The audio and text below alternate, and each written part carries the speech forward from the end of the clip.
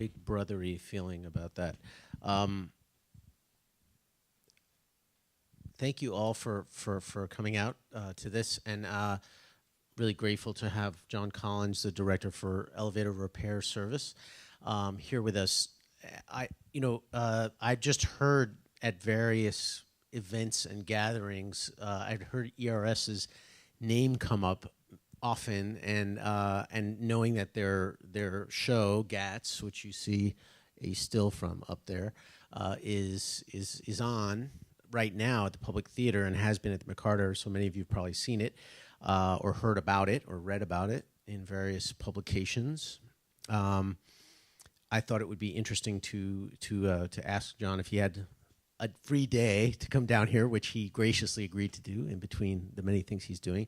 By the way, I'm Derek Bermel, artist in residence here at the Institute for Advanced Study, which is better said slowly, I've found out, because it's easy to garble on the radio and other places. Let me just say a word about ERS, because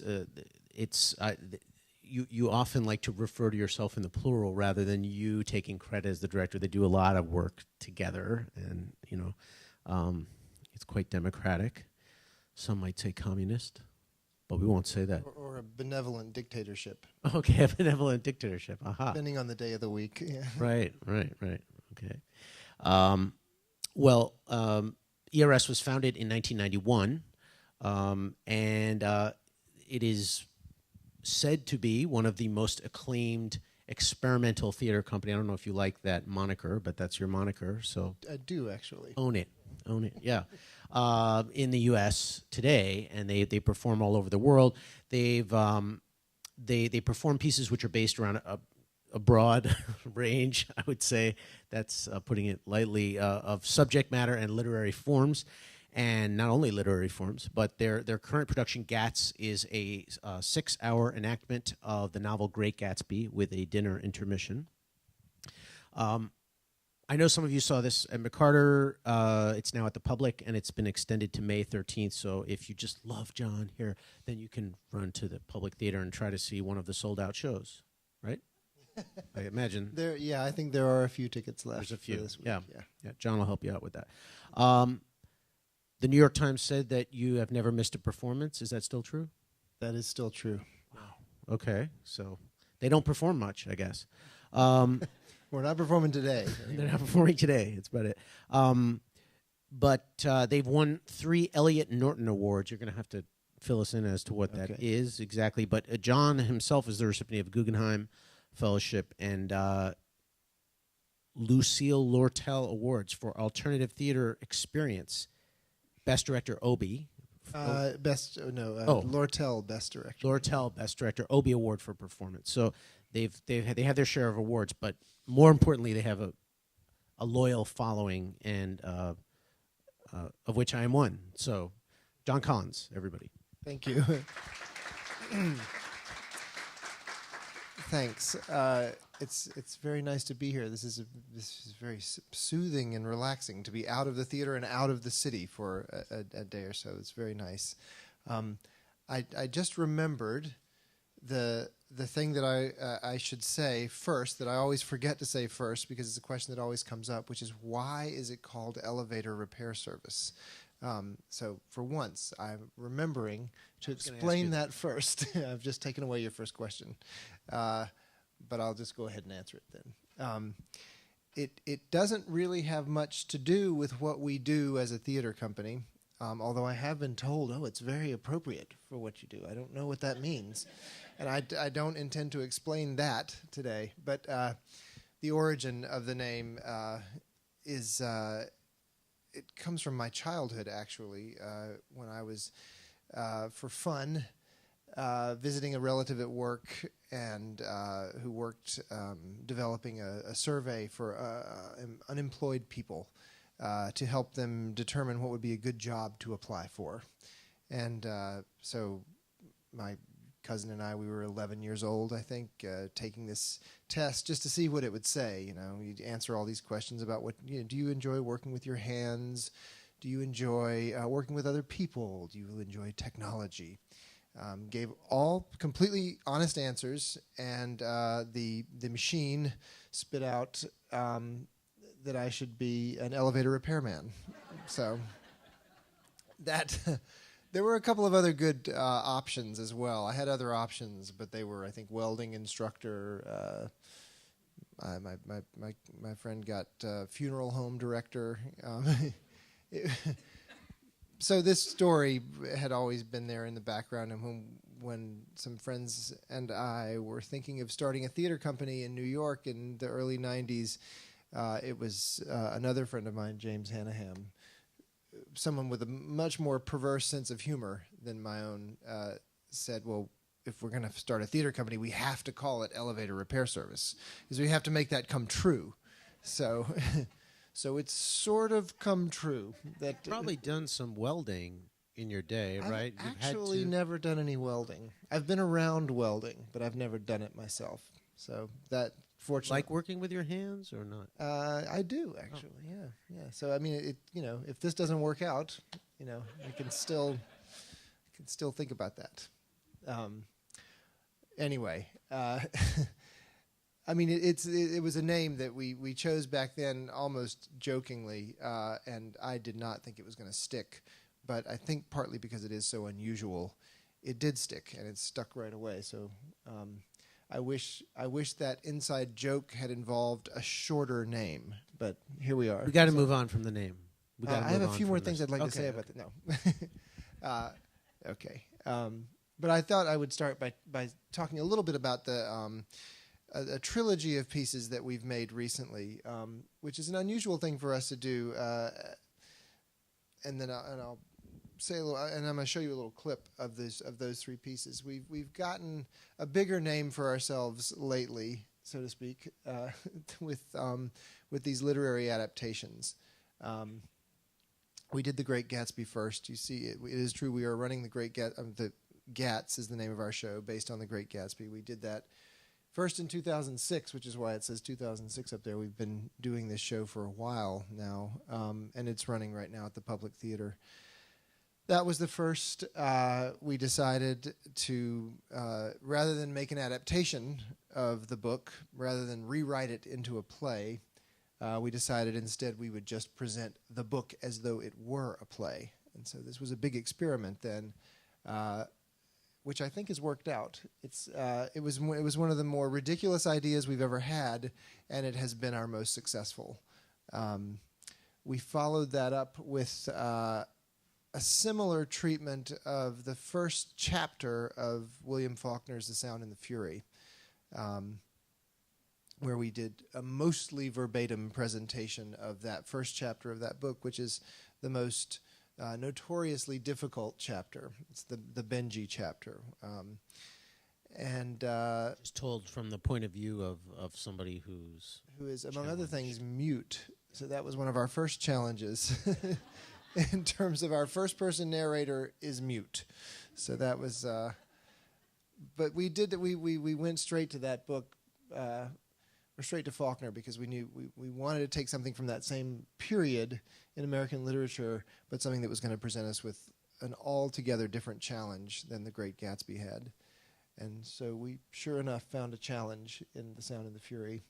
After that, we decided to do one more and make it a trilogy of works, and that was Ernest Hemingway's The Sun Also Rises, which we chose partly because Hemingway seemed to, in a very simplistic way, round out a good trilogy of modernist American literature. And we set about reading as a group several Hemingway novels, and when we got to The Sun Also Rises, it was the dialogue that got us very excited. So we decided for that one we would let go of our new habit of reading every single word and do what was not quite an adaptation. We weren't rewriting, but a severe editing job on Hemingway, and that actually turned out to be a lot more difficult than making an 8-hour play out of The Great Gatsby, which in a way was... I think Hemingway's already fairly laconic.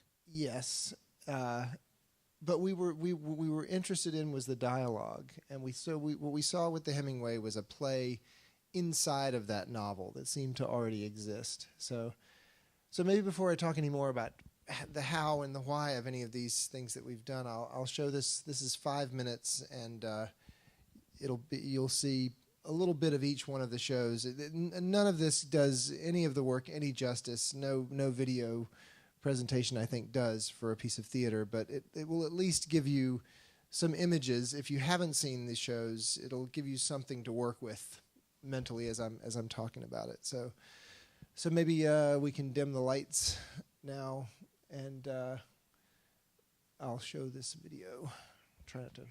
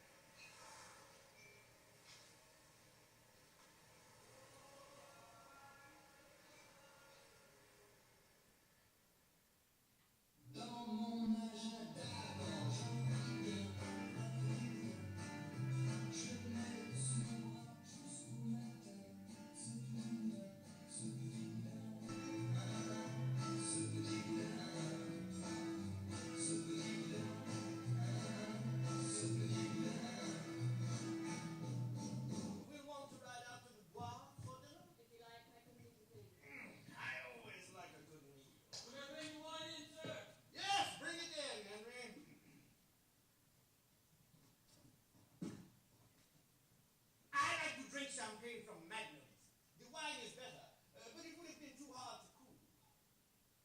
I say you might open it. Yes, my dear. Now, I'll open it.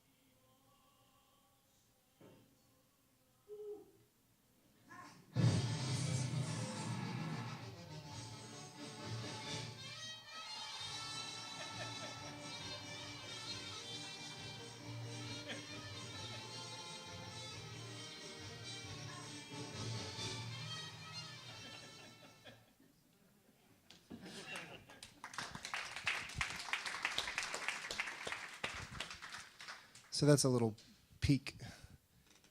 So should we? Maybe I should tell them a little bit about Gatz. What would you? Well, what do you just think? maybe just to tell them the premise that he's reading the novel Right. the whole time with the book in his hands, and also that it takes place in an office. Right. I mean, Derek mentioned that we make our shows out of a broad range of subject matter, and what's usually the prerequisite for us, and I say us because we get together to make these shows as an ensemble. We do not, with rare exceptions, we do not start with a play. We sometimes just start with with an idea or a proposition of some sort. And what I've always preferred are the more ridiculous propositions or the more problematic. So we sometimes like to start with just an idea about the form of theater somehow, something that seems challenging or difficult, like to make a show that takes place almost completely in the dark. When we began to work with the Great Gatsby, we started, as we usually do, with just some more general idea. And in this case, it was the book, which I guess you could say is a specific idea, but we didn't know what we were going to do with it. So we started to just mess around with different scenes from the book and try to stage them. That became immediately unsatisfying to me because I love this book. And it's a short novel, and it's written and edited already in such a way that makes every word feel very necessary. Fitzgerald constructs his sentences in such a way that they fit together in this with this kind of perfect math. And as soon as we started trying to cut things from it, even some of the he saids and she saids, something felt very unsatisfying about that. It was as if we were starting to carve it up just to make it shorter, but then what we were going to have left would be something that felt very incomplete. So that's when it occurred to me that the way to make The Great Gatsby into a kind of wonderfully ridiculous proposition would be to say we're going to do the entire thing on stage. We're not going to let ourselves cut any of it. So then we had a great big problem, and that's where we like to start, is with a big problem. And an experiment. I mean, Derek, when you said, do I mind being called an experimental theater company? I mean, there are all sorts of reasons why one should not want to be called an experimental theater company, because the kinds of images that tends to conjure, and it tends to make you think of, things that are very indulgent and very strange and opaque and boring. But I like the term because it does refer to what we actually do, which was that we conduct experiments. And so The Great Gatsby, in its entirety, on stage in a single production, I looked at as an experiment, and something that we could commit to, and something that gave us a big problem to solve. So, as you could see from the video there, it's not set in anything that looks like a 1920s mansion. And one of the things that was a priority for me early on was that I thought that what was most compelling about this novel was the style of the writing itself, first and foremost. Beyond that, there were other narrative and psychological and thematic issues contained in it that were still more interesting to me than the period details. And in fact, I have always thought that in other adaptations of that book, the period details tend to get in the way, because it is thought of as this definitive novel of its time. And yet, if that's all it was, I don't think it would be so interesting to stage. I don't think it would be so interesting to read, even, if it were just a historical artifact. And in fact, Fitzgerald's style translates very easily, I think, to 2012. So we were looking for a way then to justify getting all the words out on stage. And so it occurred to me early on that this was going to be a play that we were going to make that was going to be about reading. And if we had to do everything, including most of the first chapter, which doesn't contain much drama, it's Nick reflecting about, his father's advice to him and his feelings about how to judge people. And he begins to talk about his experience. Well, we were having early rehearsals for this. It was just the actor who plays Nick there and me and another actor. We were having rehearsals in a little office.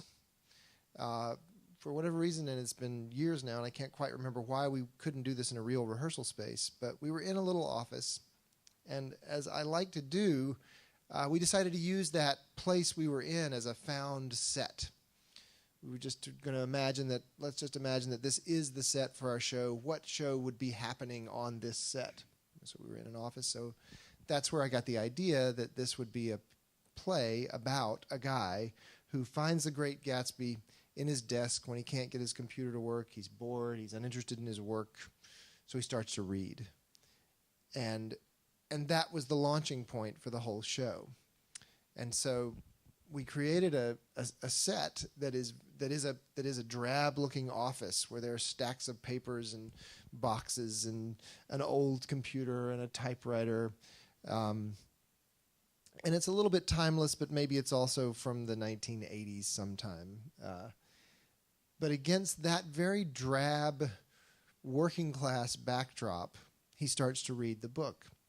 And there are people coming and going from the office who eventually become the other characters from the novel. And it gave us a kind of blank canvas, which seemed appropriate because when you're reading, it isn't so much that every image is being provided for you as when you see a movie, but it is put to your imagination to think of it. So I didn't want to make a play that was going to take that ability away from the audience. And I wanted to stage in some way the experience of reading. So wherever you are when you're getting absorbed in a great book, that place where you are has a way of infecting the book that you're reading, and your images and familiar people have a way of infecting your imagination of the novel. So that's what Gatz is, basically. I like that this approach to creativity, which is in a way about finding a problem and then trying to figure out a way to solve it. I mean, it reminds me of this is Beckett quote that I like, which is "fail again, fail better." So yeah, so you in a way taking a premise where you're going to fail. That's right. And then you kind of come up with something interesting as you attempt to solve the failure. Yeah, I'm familiar with that Beckett quote, and I love it too because it is what we do. We try to we take these things on that seem impossible or that we know are impossible. We thought this was impossible. It turns out it wasn't. We did do the whole thing, but knowing that yes, it's gonna fail in some way. The experiment is going to yield something that we hadn't already anticipated, and that's the reason to experiment, I think. And so Let me just review for the audience a number of your past productions, Okay. including Mr. Anti-Pyrene, starting with Mr. Anti-Pyrene, Fire Extinguisher, a Dadaist play that you. This is the first thing that you guys staged, which was 1991. Yeah. Wow. Okay, I remember back then. The Marx Brothers on Horseback Salad, a kind of a fiction. It had been intended to be a. That was our second show, and that was when we first realized we could make interesting theater out of just doing research.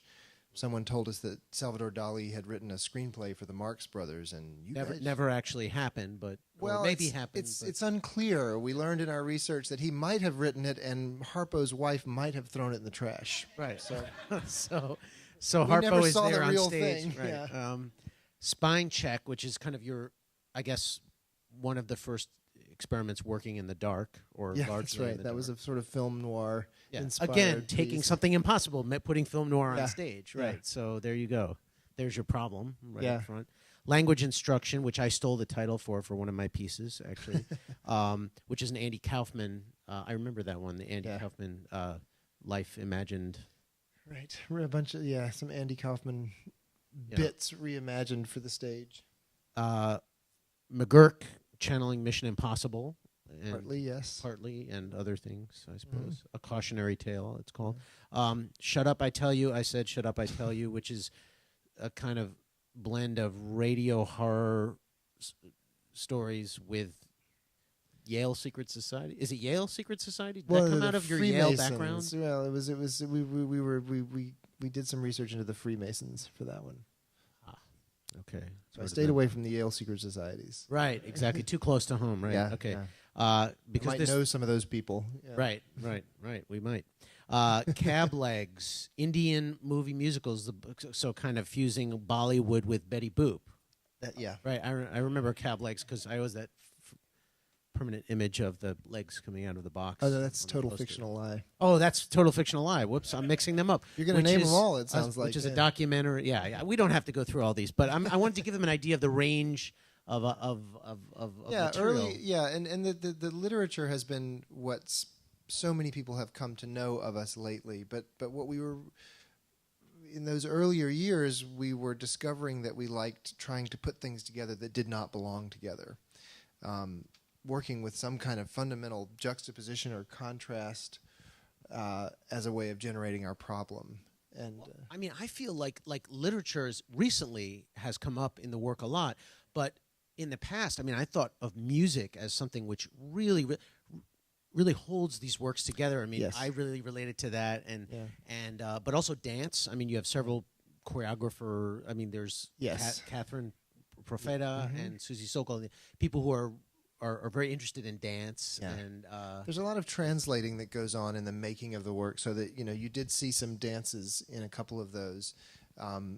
And what we do with choreography is the whole process kind of in microcosm, because we take something that is not, it may or may not be dance, but it's in another medium, and then we do our best to imitate it and try to reshape it into something that we do on stage.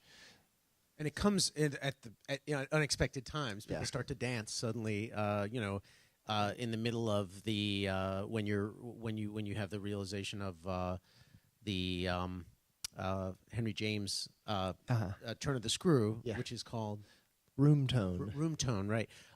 Actually, in that, which is almost totally in the dark, that one where you have them start to dance to Balinese music in the middle, which is very unexpected.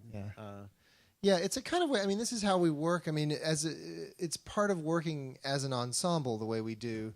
In the same way that I like to have a lot of people in the room to process whatever we're doing, I like for those people to bring a lot with them. And so a piece will begin with ideas and material coming from, not just from me, but from lots of people. And then as the more stuff accumulates in the room in terms of ideas or bits of found video or literature, then we start working together to bring all those things into a single piece. And sometimes some things fall away, and then other things speak to each other in ways that we couldn't have anticipated. And that's the joy of doing this for me. Sometimes you work you'll take something existing like the interviews that Steve Allen Yes. did with Kerouac. with Kerouac, Yeah. and there's Buckley, Mhm. and I mean it's a strange mix of people, and so and then you start by imitating that as closely as you can, and so in the true form sense of parody, coming at something from trying to emulate it exactly, but then there's that failure, which is right in front of you, which is that it's not on the screen, it's not Right. you're not those people. Or in the case of the Jack Kerouac piece we did, it was Susie Sokol, who's one of the performers that has worked with the company for the longest time. She was the matador you saw just right there. Susie always loves playing characters that are so different from herself, and she wanted to play Jack Kerouac, and she's a thin woman, But so this was a great example of going after Kerouac as a character, and in particular in these two interviews that he did, one on William F. Buckley's The Firing Line in 1968, and also on Steve Allen's show about 10 years earlier. And it's this he ages so much in those 10 years, and he dies months after the Buckley appearance. But so Susie is the consummate ERS performer, because she throws herself completely into this task of becoming Jack Kerouac, in spite of the fact that she is completely miscast to play Kerouac. But then there's some pure theatricality in that, in the attempt to become something that you're not, and so when we do these things, I like to see. I mean, you can describe it in a way as the failure to achieve that thing you set out to do, and failure in a sort of generative and very interesting way. I also like to describe it, though, in terms of acting, as the actors always in the process of becoming their characters. So the fact that you see that person doesn't look like Jack Kerouac, that person is not even a man, but the effort can, we take it to such an extreme, and we try it, and somebody like Susie works so hard. There's so much rigor in achieving that, and she gets his facial expressions exact, and we mimic this video so exactly that you get to witness this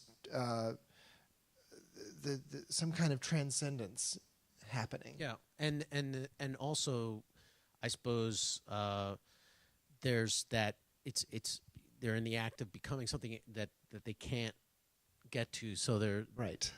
It frees the audience to have imagination about who this is. It becomes a different than Jack Kerouac. It's someone else, and it's not precious too. I mean, there's a kind of great energy and theatricality in these actors and sometimes these whole pieces striving to become something they're never going to quite become, but the byproduct of that is something that you can only experience in live theater. That effort and that push. Artaud talked about that kind of catharsis that theater produces, where it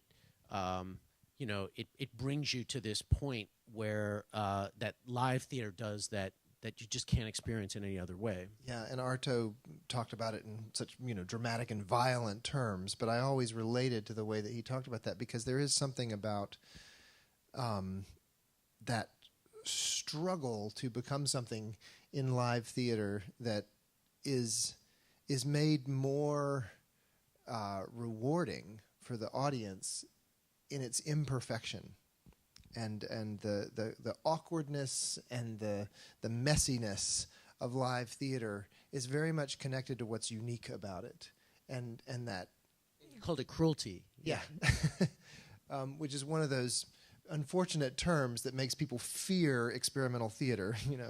That there's something called theater of cruelty associated with it, but that's not. He meant that in a more interesting way than I think it gets remembered. So how do you're from Georgia? Yes. Right. So how do you, Georgia being one of the more experimental states, A bastion of experimental theater, yeah. how did you come to theater? I mean, what drove you there? I guess the way a lot of people did. I mean, I mean, I know you could have become an elevator repairman. I know. I had other options, I guess. I don't know. Perhaps more lucrative ones.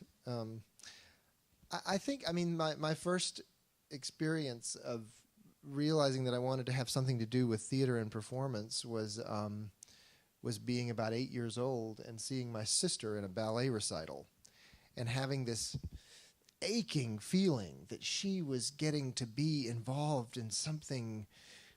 You know, it was a social impulse partly. You know, that there were all these people who got to be involved in this amazing thing that they were all doing together. It seemed like a really exciting secret club that I wanted to be in. Secret society, almost. You might say. Freemason.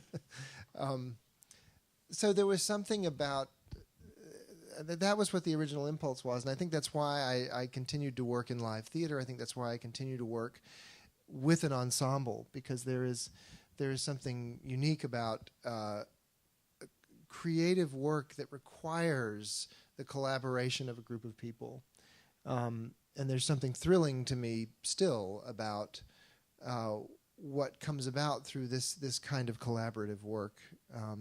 It constantly defies a purely individual impulse, and yet it requires it at the same time. So I get to work in a way where I am leading a group of people, and where I have a place to try out my own ideas, but where I always get to see my ideas get reprocessed and digested, chewed up, spit out by this group, and that always produces something unexpected. And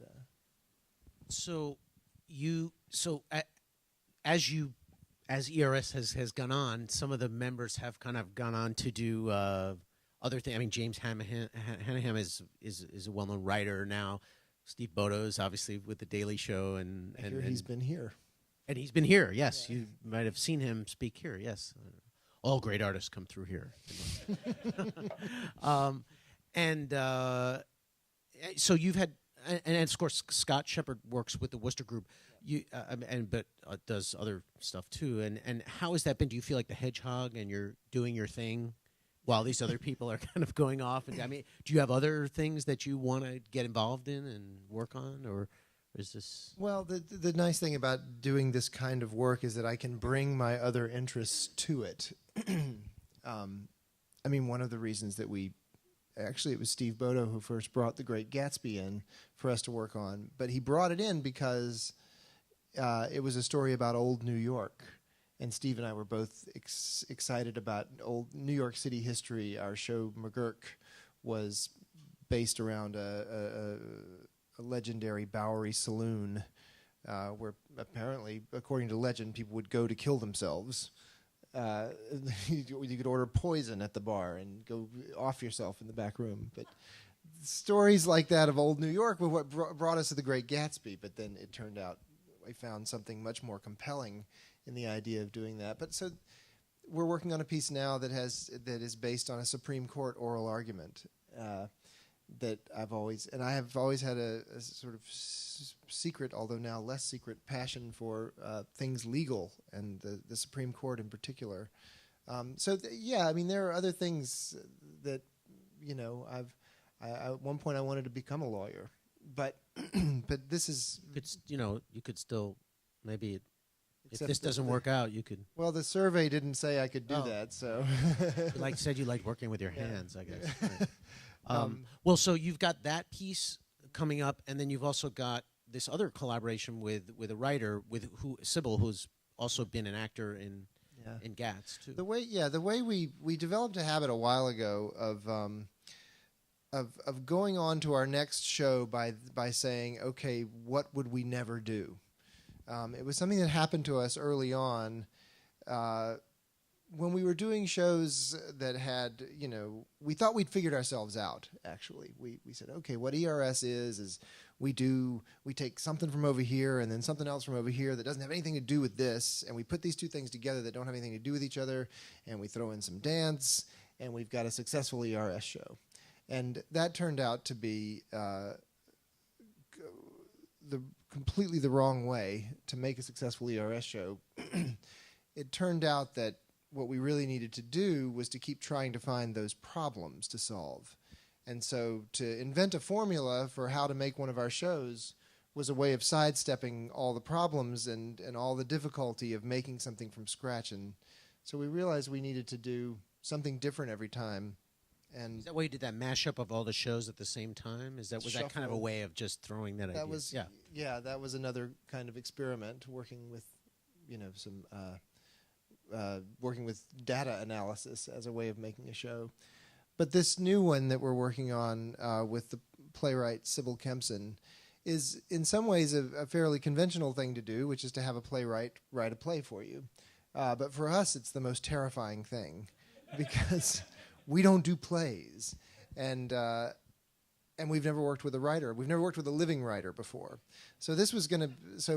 Living writers are much more complicated than dead ones. I prefer dead ones. I always work with dead ones. It turns out they are, yeah. Not always, mostly.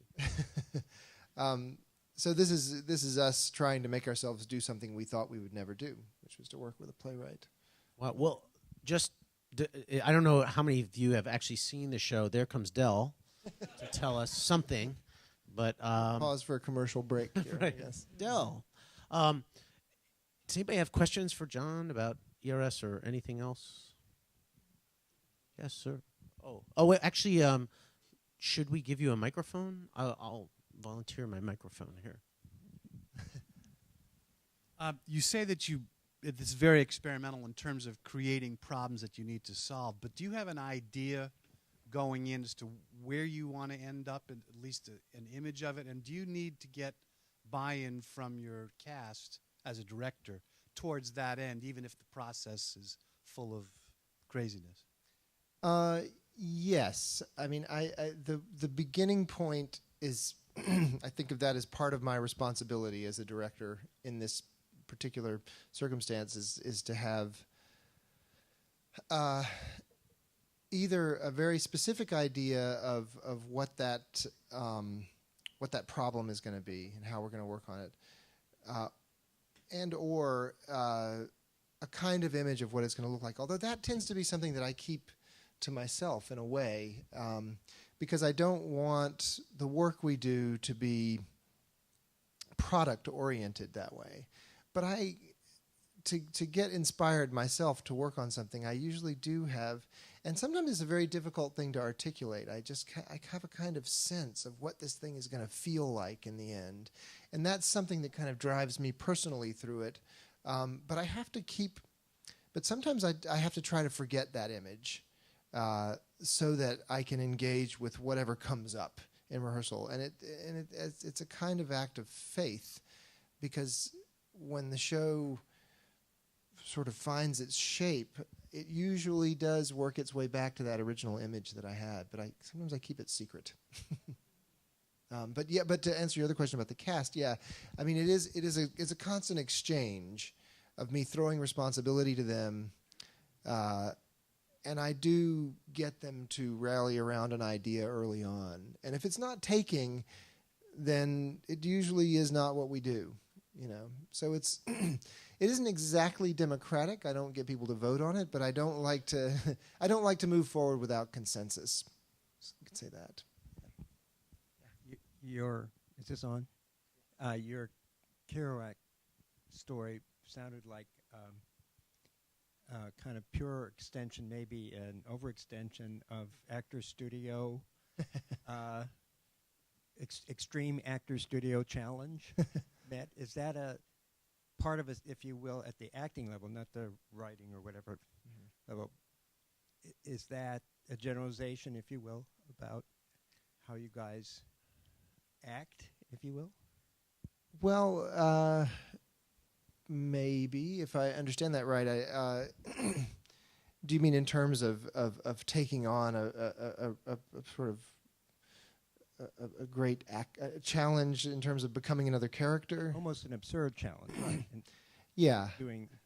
And just going all in. I mean, sometimes it depends. I mean, I think the way we approach anything we do is we start with the ensemble. We start with the group of people.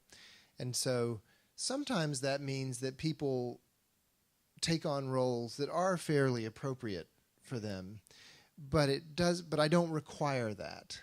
And so if that works out, sometimes that's great. And it our shows are a kind of combination of more absurd propositions and more realistic ones, kind of sewn together into some new shape.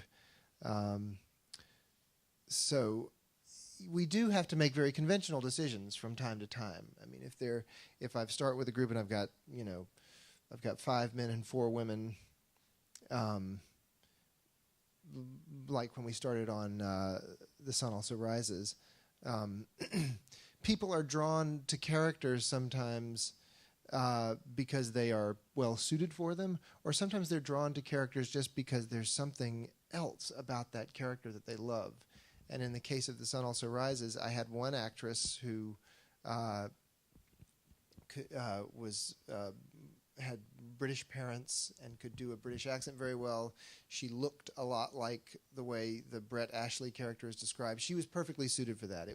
Personality-wise, she was right for that part in a very conventional way. But then Susie, on the other hand, who loves to perform physically, who loves to really get into the research, likes to become a student of her character, was perfect for Pedro Romero. So, she was going to, even though she was a 38-year-old Jewish woman from Tampa, Florida, she was most drawn to the 19-year-old Spanish matador, and we were going to make it work that way. So it's a combination. Kate's got it.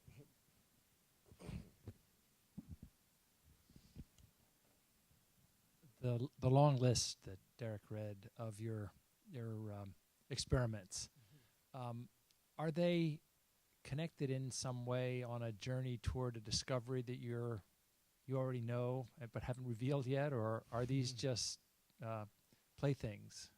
Well, they are playthings, but they are part of, because in a certain way, I believe deeply in being playful as a way of understanding the medium, and I think that's the longer arc. That's the thing that we are trying to understand and discover, which is that what is it about the medium of live performance that is essential, that is fundamental about it. And so part of what we're doing whenever we're making a piece is trying desperately to find out why we still need live performance. Trying to understand in these moments on stage and in performance what it is that film cannot do, what it is that television cannot do. And that's taken lots of different forms as we've made different shows. There was a period of time where we really enjoyed staging accidents and mistakes, where we really wanted the audience to think that something had gone wrong, and that we would manipulate these things. Or in other cases, we would just create situations where hopefully something would go wrong. And it's a funny way to talk about a creative process, but it is one of the things that we think is unique about the medium. And I think most people have, at one time or another in their lives, been in a situation where you're in the theater and something does genuinely go wrong. A piece of the set falls apart, or an actor completely forgets their lines, or something happens where all of a sudden that you and the others in that audience are witnessing something that nobody else has seen. And you're also seeing actors on stage having to think on their feet and do something in real time, and it's thrilling. And and audiences come together over that. I mean, we were performing The Sound and the Fury, much of which takes place around this old wooden table. We were performing this in Adelaide, Australia, and one of the actors has to drag the table across the stage so that somebody can stand on it, and one of the legs just went right off, and he's in the scene, he's drunk, and he's laughing and tripping over himself, and he's having to do this as he's realizing that the table has actually broken, and there's something thrilling about that. Now, I would never want to do that to him on purpose, and if I did, it wouldn't have the same effect. But the audience suddenly was all on our side in a way they hadn't been yet, and so there's things like that, where theater kind of breaks and cracks open and reveals something utterly unique about it. That's what we're looking for. I was just going to say that, one of the things that's exciting about the process, but also the result, is that it seems like genre is less important to you, so that you're willing to take from whatever genre is appropriate in the moment, so that if it's appropriate to have a dance, you have a dance. If it's appropriate to have stand-up, you have stand-up. If it's appropriate to have visual collage or work with sound design in a very serious way. And you actually have and so that's, to me, one of the exciting things, is that genre seems to lose importance, which actually frees up both the actors and the audience. I wanted to just touch also on the fact that you have background. I mean, you've done a lot of work with sound design itself and been very careful with that. Maybe you can also just mention that. Yeah, I did. I started to think about directing when I was in college, but when I got to New York, my first theater job opportunity was doing sound design, something I didn't really have much experience in. But it was my opportunity to get to go and work on a show, and so sound has always been important to me. It is, just in speaking of the nature of the medium, it's the one place where there is no limit on your imagination in the theater with sound. You can really make the sound of anything in any little room you happen to be in. So our early shows were done in tiny theaters. The first couple of shows we did were in a theater that you could fit two of them in this room, and the ceiling was about half the height of this. So ridiculously limited situations that way. You had to crawl around. No. Yeah, that's a great idea, actually. Perform with a 4-foot ceiling. It was an 8-foot ceiling. It felt like a 4-foot ceiling. But sound is something where the possibilities are really limitless, and you can create all kinds of interesting situations for the actors just by playing with sound. And some of our work has started with sound. We like to work backwards in a way, so that sometimes we like to take the physical elements and some of the design elements, like sound and sometimes light, and start there, and then look for the play that emerges, and then go and look for the text. The show we did called Cab Legs started out as an idea about doing nothing at all on stage, about just seeing how little we could get away with doing, with actors just sitting there for long periods of silence, maybe kind of muttering to each other. And it was something that it was an idea I had gotten because I went to see a play where none of the actors knew their lines, and they were and they were constantly kind of trying to feed each other their lines. And there was this other play that was beginning to emerge from this terrible failure of a play, where something very real and exciting, and you couldn't quite hear them. How did I get onto that? But that was a play that where we started with an idea about form first, and then we eventually found a play to throw into that. And so sound is one of those building blocks for us. Sometimes we'll just throw on a piece of music because the sound designer has it, and we'll allow that piece of music to affect the way they perform the scene. And so these are practically nonsensical things that we do sometimes, but we let them speak to us, and we let them. We let the show kind of grow organically around these ideas, and so sound has always been a big one for us that way. We have time for one more question. I'm curious, how you, with your new work you're going to do, how with a script you stay spontaneous? That's a great question, and this is why we decided we had to take this on, because having a script, having someone write a play for us, for years, I would have said, "Oh, that's going to completely squash all of our creativity. You know, we're not going to be able to do anything if somebody's already written it all down." But I really mean to test that assumption, and the playwright whom we've chosen to work with is someone who is going to be, and she already is, writing a play that does not suggest an easy way to stage it.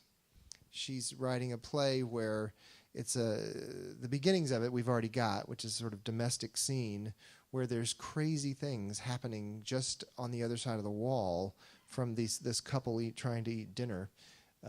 So it's already suggesting problems for us to work with. I think it depends very much on the kind of script it turns out to be. But I do think ultimately, even if it were a very prescriptive script, there's always going to be a great gulf between writing and performing. And even if someone has very carefully imagined exactly what's going to happen on stage, it's still a piece of writing. It's not a piece of performing. And those are two different forms that, even as they try to come together, they're going to clash. They're going to be disagreements between the two forms, and it's in those little gaps that we're going to jump in and try to make our show. You're also working with somebody who has performed with ERS and who knows Yes. a lot of your members, so that's right. going to probably Yeah. be... She has a real insight, and she's writing for some of the people that are in the company too. So that's an interesting. And I don't know, I mean you've identified the thing that terrifies me a little bit about this new project, but I finally realized that I have to keep putting myself back in that scary place, whatever it is that's intimidating or frightening to me, or that makes me think, I might not be able to rely on my old tricks. That's where I have to go. Well, if you can catch Gatz or bribe somebody to give you to somehow get you a ticket, if there still are any, do so, because it does have that cathartic sense when you see the show and then you take your dinner break and then you see the rest of the show, and it's quite an experience unlike any other theatrical experience. So thank you so much, John Collins, and thanks to all of you. Thank you.